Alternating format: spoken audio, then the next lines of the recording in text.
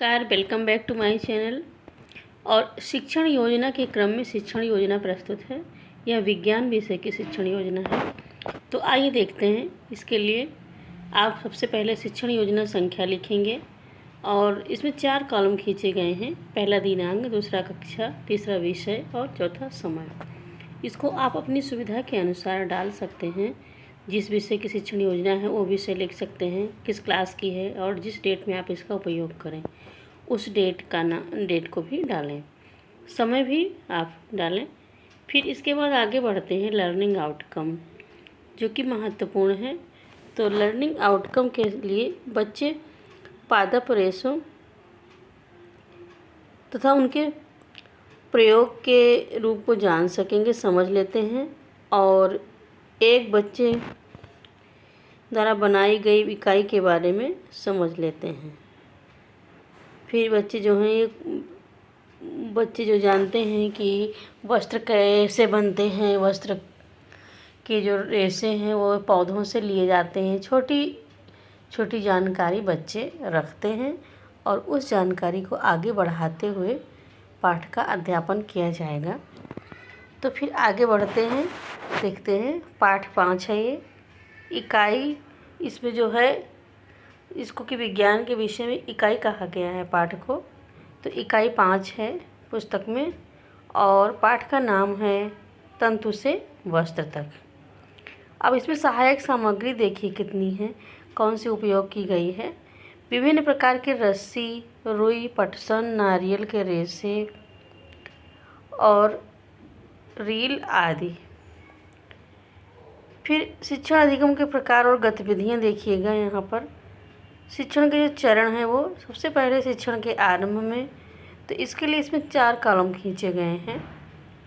पहला है क्रम संख्या, दूसरा शिक्षण के चरण, तीसरा समय और चौथा है आकलन के तरीके। तो पहला है शिक्षण के आरंभ में।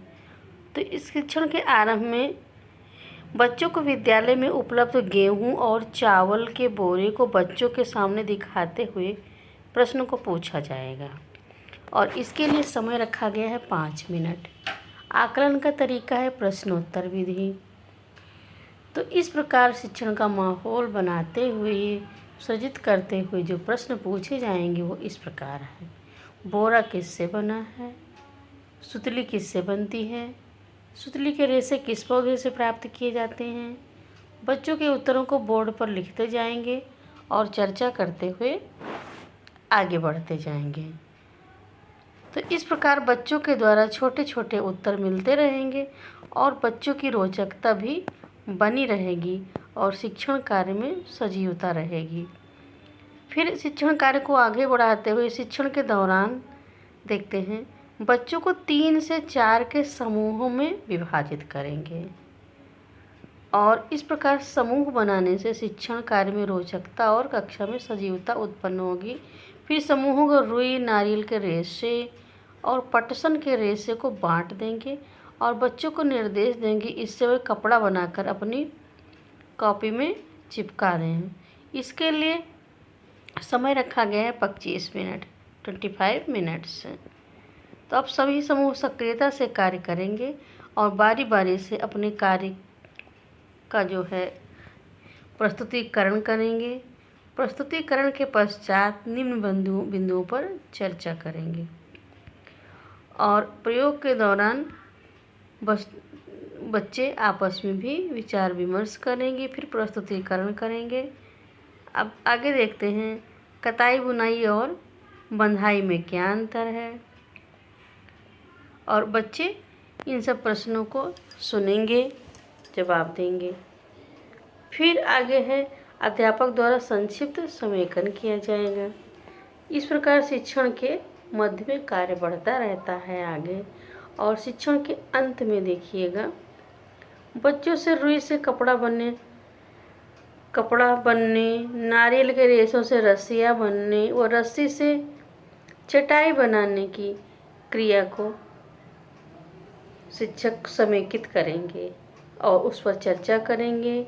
उनसे व्यवहारिक जीवन में इस प्रकार की वस्तुओं पर भी चर्चा किए जाएंगे और चर्चा के साथ ही कार्य का क्रिया भी की जाती है और उसका अंत करते हैं। आपस में बच्चे सामूहिक रूप से चर्चा करते हैं तो सामूहिक रूप से कार्य अच्छे से संपन्न होता है।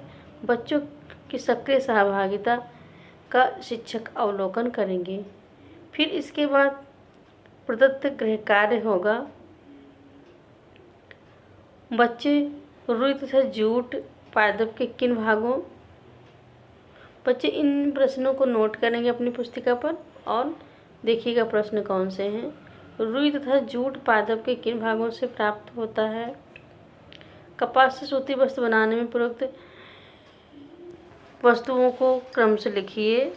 फिर है और ये जो है खटिया, बांस, पत्तों से, ये सब बहुत चीज़ें, उनके घर में कौन कौन सी वस्तुएं हैं जो पत्तों से और पेड़ की टहनियों से बनाई गई हैं।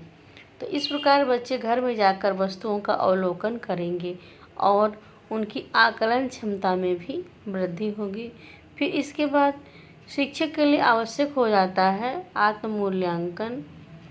तो शिक्षक शिक्षण के पश्चात मूल्यांकन करेगा कि उसने क्या कार्य किया और उसका शिक्षण कार्य क्या सफल रहा। तो इस प्रकार यह शिक्षण योजना यहाँ पूरी होती है। फिर इसी प्रकार अगली शिक्षण योजना के साथ उपस्थित होंगे। तब तक के लिए नमस्कार।